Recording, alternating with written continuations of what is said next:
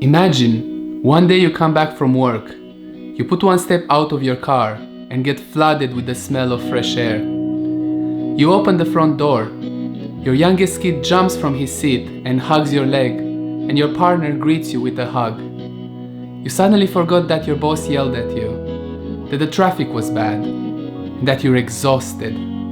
You're home. It's a dream come true, isn't it? But here's the thing. This is starting to become no one's reality. Why? Because modern dating has become a battlefield of swipes, ghosting, and endless expectations. Recent studies show that 60% of men are either single or have completely given up dating. And if you browse internet forums, you'll find endless debates ranging from divorce rates all the way down to rejection. But what's really driving the growing divide between relationship partners? As someone who spent over a decade navigating relationships, I learned they're not only about companionship, they're a cornerstone to life in general. In fact, the Harvard study of adult development, tracking life since 1938, has found out that quality relationships can increase your lifespan by up to 12 years. In this video, I'm going to break down the 3 real reasons why both men and women are struggling with modern dating, what to do with the fear of rejection, and practical solutions to overcome all of these challenges. My high school girlfriend left me for another guy. I knew the person, and I saw them together from time to time. At some point, I even saw him coming out of her flat when I was coming to visit her, but I didn't pay too much attention at the time. I never knew if she actually cheated on me, but it definitely felt like that at the time. I couldn't take it at the moment. I wanted to give up on dating altogether and just concentrate on my studies. I spent the next 3 months barely eating. I was not sleeping at night, and I kept thinking what went wrong in the relationship and why would she leave me for another guy. I couldn't believe this had happened to me. And this experience stuck me for years to come. The first reason why people are struggling with dating these days is because we have trust issues. I remember I was quite shaken by that breakup for quite some time. I kept thinking that if I got into another relationship, the next person would end up cheating on me. And I know for some of my friends, this is the main reason why they don't want to go back into dating or struggle with new relationships. Because somehow, somewhere, they have unresolved issues about a certain event that happened in the past. Also, there's an even more crucial point that I'll explain in reason 2, but let's not get ahead of ourselves. The issue here is that so many of us have had a person either cheat on us or leave us for someone else. Or maybe you found out that the person you're dating has a spouse and children. This leaves us in a state of constant fear that we can't trust people again. And this is why this is the first reason why people are giving up on dating. In order to have a healthy relationship, you need to trust the person that's next to you. And this can't be done if you're holding on to resentment from previous relationships. And more than that, we tend to attract people that would repeat the pattern. I don't know why. I remember after a while, I started dating this girl that used to live in my building. I was so afraid to lose her in the same way that I lost my ex, that I would do anything for her just to keep her happy. One night, she was at a party in the city center, and she ended up going home with a guy. She told me the very next day, and we broke things off. I felt the exact same way as when my girlfriend from high school broke up with me. I once again started not eating and not sleeping nights, until I realized the reason she cheated on me was because I was attracting the wrong people. The fact that I didn't resolve my feelings about my high school girlfriend leaving me made me give out signals that I was dispensable. Oh, by the way, leave a comment down below if you ever felt like that. And here lies an important dating lesson. As long as you don't resolve your inner issues, you'll keep on attracting the same people that will repeat the patterns of your previous relationships. Of course, this is not 100% accurate, but the chance of happening is much, much larger. Because of these traumas, you'll start subconsciously rejecting good people and start attracting the bad people in your life. To come back to my story, when I was starting to date the girl that cheated on me, I had someone else trying to get my attention, but I turned that away because I was not interested, and I told her that this can't happen. This could have gone much better in retrospective. As an action step, you can take the next 3 months to journal about all your past relationships. Do you see any pattern? Does anything still trigger you after all these years? Then list out these triggers and meditate on them.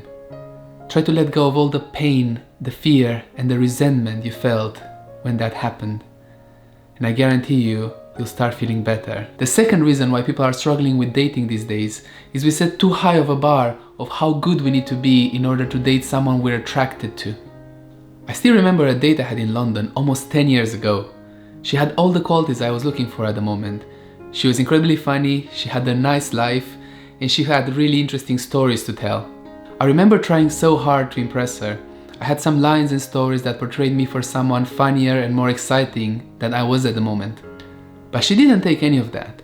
For some reason she was quite bored with the date, and after about an hour she asked me to go take her back to the tube because she wanted to leave.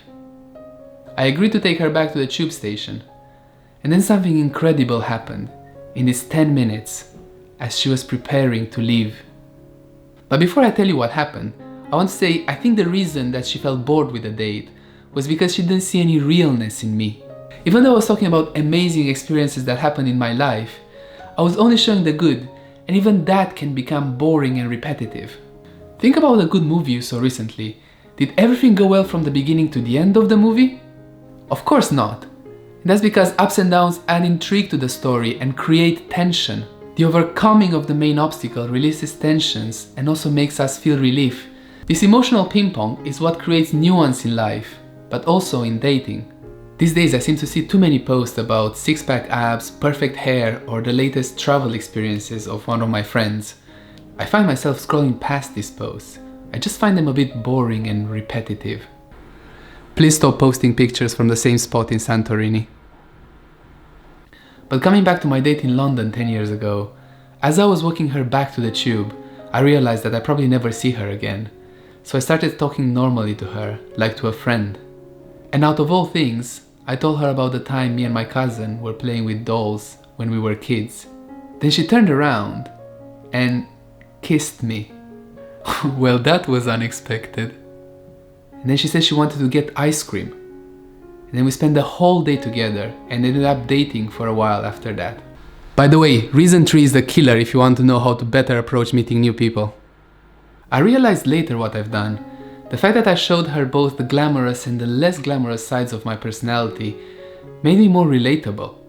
You don't need to be perfect. You don't need to have a six-pack abs, 6 figures, 6 feet, or even 6 inches. These terms are thrown around a lot on the internet these days, but I don't really quite think they're true, because then why do we see so many couples where the guy has none, or so many couples where the girl is not a supermodel? These are only excited for the first 5 to 10 minutes anyways. After you get to know someone, they become much less important than what comes out of your mouth and how do you make the person next to you feel. As a challenge, on your next date, just share something that makes you genuinely nervous and vulnerable and just watch what happens. The third reason we're struggling with dating these days is because our approach to meeting new people is not based on any filters, or is based on the wrong filters. I've been on so many first dates where the conversation mostly stayed on what we do for work, where do we study, and what credentials we have. These days felt more like job interviews, and at the end we knew a lot about each other, but not what we are as a person and how we communicate with each other. That was one of the mistakes I did on my date in London 10 years ago. I knew she was studying a PhD in biology, and she knew I was taking computer science. Great conversation. These days, the way I'm approaching meeting new people is I'm going to have zero expectations, and I'm going to be 100% myself. If I want to say a silly joke, I'll say it.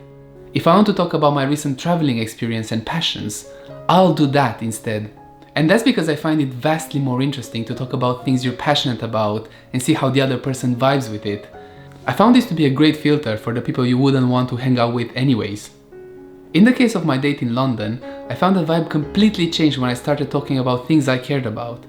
In my case, my memories with my cousin, and we got along extremely well because of that. And here lies the power of authenticity.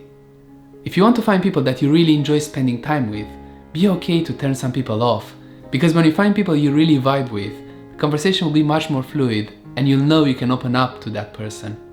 Try this. Next time you're meeting someone new, instead of asking them, what do you do for a living? Ask them what makes you lose track of time. Or even better, when was the last time you lost track of time and what were you doing at the moment?